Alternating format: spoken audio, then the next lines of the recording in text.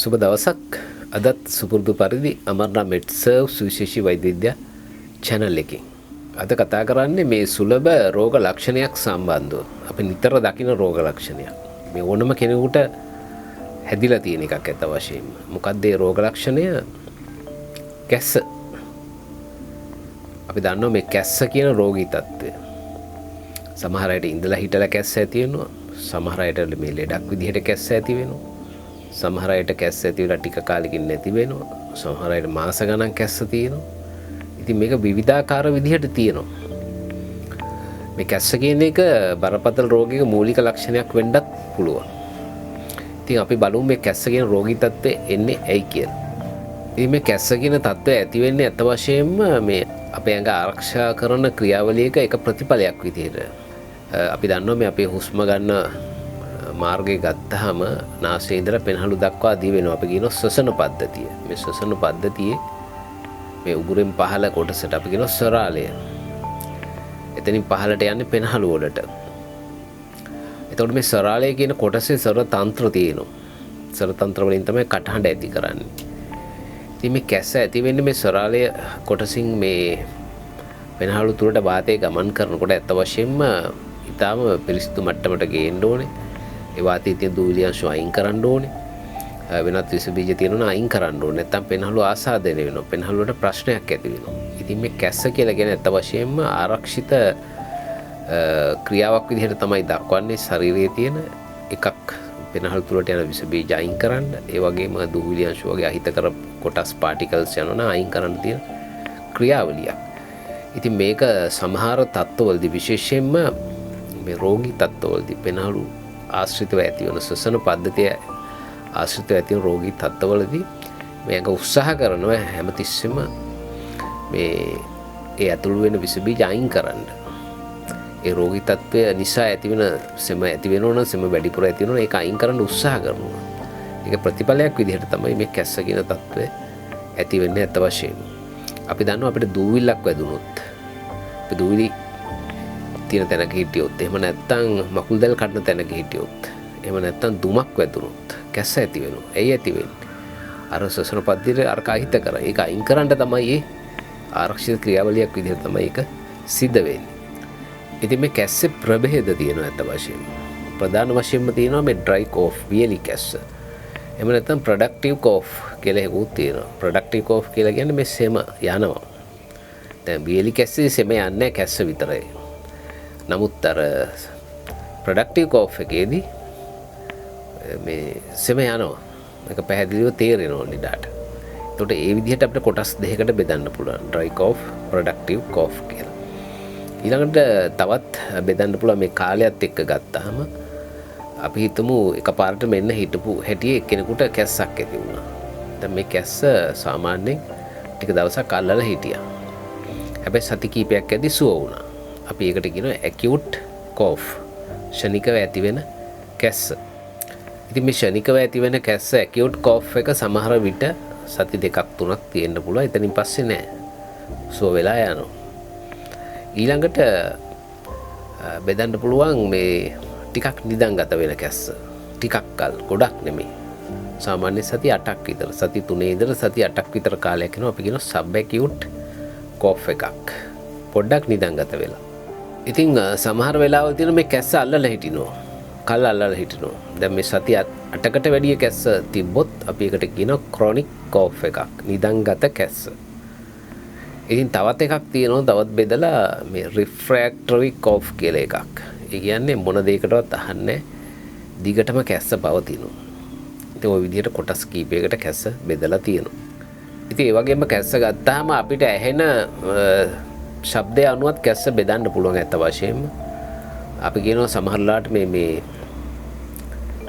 බල්ලෙක් අහිනවා වගේ සමහරලාට සද්ද එන්න පුළුවන්. අපි කියනවා barking quality එකක්. බල්ලේ පුරනකොට එහෙම ඇති වෙන ශබ්දය වගේ එනවනම් අපි කියනවා barking quality. ඒ වගේම සමහර වෙලාවල් තියෙනවා ඊටාමත් එක දිගටම පවතින කැස්ස හුස්ම ගන්න බැරි විදිහටම පවතින කැස්ස එනවනම් අපි කියනවා මේ කක්කල් කැස්සද කියලාත් අපි අහනවා. whooping cough වලදී කක්කල් කැස්සේදී ඇති වෙන කැස්ස. එහෙම නැත්නම් ඒ වගේ ඇති වෙන කැස්සවල්.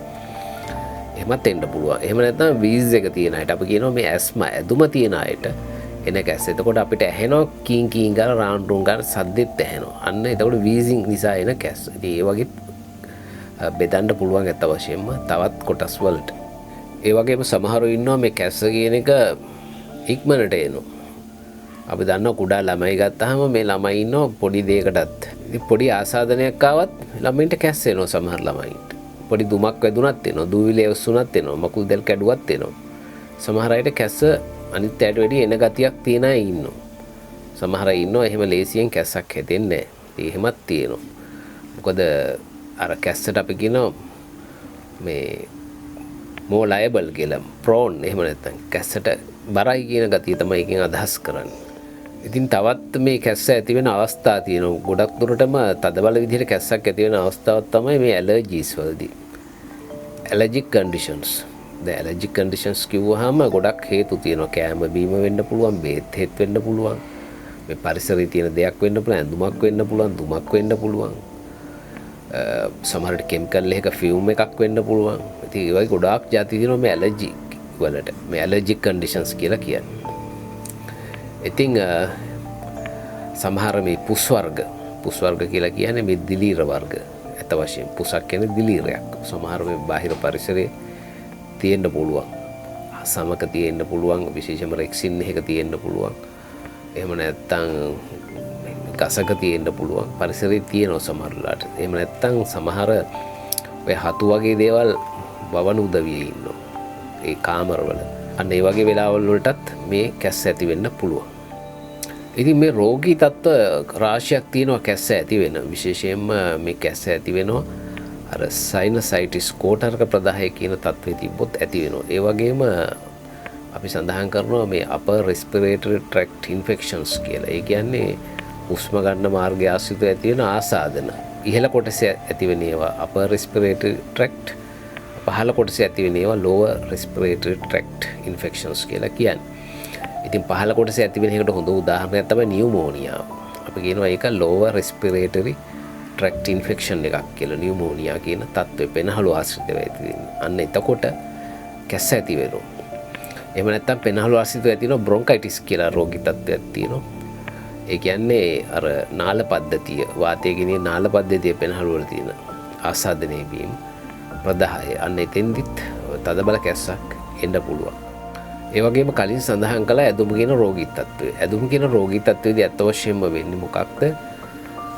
නාල පද්ධතිය, විශේෂයෙන් පෙනහළු වල තුල තියෙන නාල පද්ධතිය මේ වාතය ගෙනියන පටු වීමක් සිද්ධ වෙනවා. පටු වෙලා පෙනහළු වලට යන හුලම් ප්‍රමාණය, වාතයේ ප්‍රමාණය අඩු වෙනවා. අන්න එතකොට තමයි අපිට අර සද්ද ඇහෙන්න ගන්න අපි කියන රොන්කයි කියලා ඉංග්‍රීසියෙන් අර කීන් කීන් ගාන ගතිය ඇහෙන්න ගන්නවා. මොකද හුස්ම පටු තැනකින් යනකොට ශබ්දයක් නැගෙනවා.